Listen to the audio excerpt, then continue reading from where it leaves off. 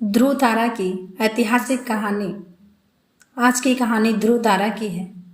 कैसे एक नन्हा बालक तपस्या कर भगवान की गोद में स्थान पाता है और अमर हो जाता है। आइए सुनते हैं आज की इस कहानी को। राजा उत्तानपाद ब्रह्मा जी के पुत्र मनु के पुत्र थे। उनका विवाह एक बहुत ही सुंदर कन्या से हुआ था जिसका नाम सुनीति था। राजा अपनी पत्नी से बहुत प्रेम करते थे, लेकिन उन्हें कोई संतान नहीं थी। इसलिए रानी ने राजा को दूसरा विवाह करने को कहा। राजा अपनी पत्नी से बहुत प्रेम करते थे, इसलिए उन्होंने मना कर दिया और कहा कि दूसरी पत्नी के आने से तुम्हारा स्थान कम हो जाएगा। जिस पर सुनीत ने कहा, मुझे आप पर विश्वास है, ऐसा नहीं होगा। राजा को सुनीत की हट माननी पड़ी और उन्होंने दूसरा विवाह कर लिया। उनकी दूसरी पत्नी का नाम सुरुचि था। विवाह के बाद जब सुरुचि महल आई तब उसे राजा की पहली पत्नी के बारे में पता चला। यह जानने के बाद सुरुचि ने उत्तानपाद से कहा, जब तक आपकी पहली पत्नी वन प्रस्थान नहीं करेगी वो महल में प्रवेश नहीं करेगी। यह सुनकर सुनीत स्वयं ही राजमहल त्याग कर वन में रहने चली गई। कुछ समय बाद राजा शिकार के लिए वन में जाते हैं और घायल हो जाते हैं। यह बात सुनीत को पता चलती है तो वो राजा को अपनी कुटिया में लाकर उनका उपचार करती है। राजा कई दिनों तक अपनी पहली पत्नी के साथ रहते हैं।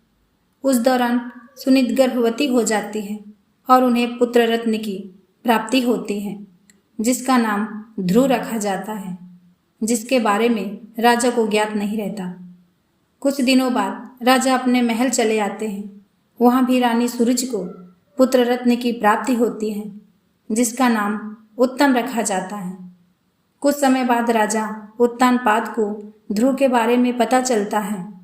वो रानी सुनीत को महल में आने का आग्रह करते हैं, लेकिन वो नहीं आती हैं। ध्रुव को कभी कभी महल भेज देती हैं। यह सब देखकर रानी सूरज को ध्रुव से घृणा होने लगती है। एक दिन ध्रुव अपने पिता उत्तानपाद की गोद में बैठे हुए थे। यह देख रानी सूरज को क्रोध आ जाता है और वो उसे धक्का देकर अशब्द कहती हैं और उसे छोड़ी हुई स्त्री का पुत्र कहकर अपमानित करती हैं। नन्हा ध्रुव कुटिया में आकर माँ को पूरा घटनाक्रम सुनाता है। तब माता सुनीत उसे समझाती है, बेटा अगर कोई बुरा कहे तो उसके बदले में उसे बुरा मत कहो, इससे तुम्हें ही हानि होगी। अगर तुम अपने पिता की गोद में सह सम्मान बैठना चाहते हो तो भगवान विष्णु की उपासना करो, वो जगत पिता हैं। अगर बैठना है तो उनकी गोद में बैठो।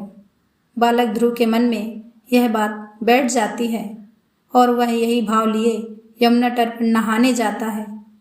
वहाँ उसकी मनोदशा जानकर नारद मुनि आते हैं और वो ध्रुव को भगवान की भक्ति की विधि बताते हैं, जिसे जानने के बाद ध्रुव कठोर तपस्या में लीन हो जाता है।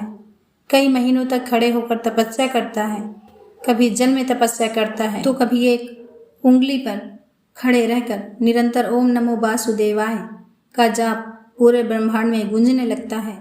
नन्हे से बालक की इस घोर तपस्या को देखकर भगवान उसे दर्शन देते हैं।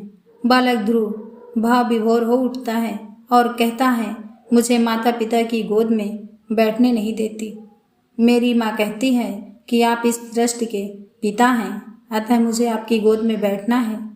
भगवान उसकी इच्छा पूरी करते हैं और उसे तारा बनने का आशीर्वाद देते हैं, जो कि सप्त ऋषियों से भी ज़्यादा श्रेष्ठ होगा। उस दिन से आज तक आसमान में उत्तर दिशा की ओर ध्रुव तारा चमक रहा है।